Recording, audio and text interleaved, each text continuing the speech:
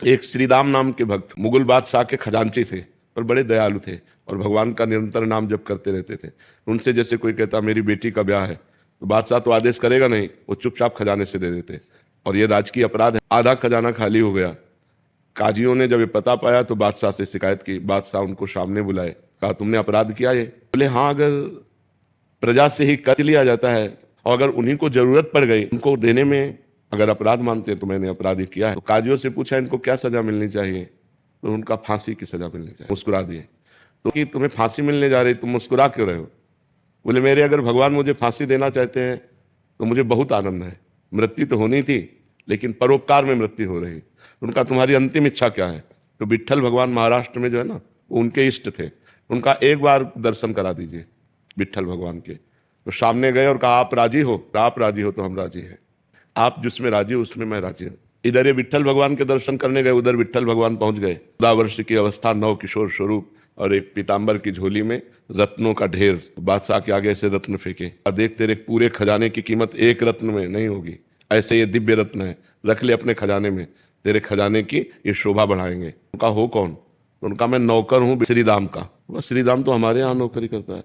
बोले वो मालिक हमारे ऐसे ही है, मैं उनका नौकर हूँ और तेरे पास संपत्ति क्या है? कुछ नहीं, एक हीरे के बराबर तेरे पास संपत्ति नहीं, रख ले हीरे। बोले तुम्हारा नाम क्या है? बोले बिट्ठू। विट्ठल भगवान थे, बिट्ठू नाम। और बोले तुरंत हुक्म कर कि मेरे मालिक को फांसी से मुक्त किया जाए। वो उधर आदेश देने लगे, इधर भगवान अंतर ध्यान हो। अब वो रूप माधुरी, वो बोलने की कला, और उसका तो हृदय छिन गया था। श्रीराम को सामने बुलाया तो उनका एक बार अपने नौकर से मिला दो बस, हम तो आपके नौकर, हमारा कौन नौकर है? उनका नहीं, वो कह रहा था बिट्ठू नाम है और श्याम रंग का था। उनके आंसू आने लगे कि अरे ये मेरे प्रभु की लीला थी।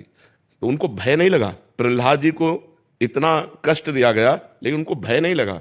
क्यों? उनको पता है मेरा हरि रखवाला है।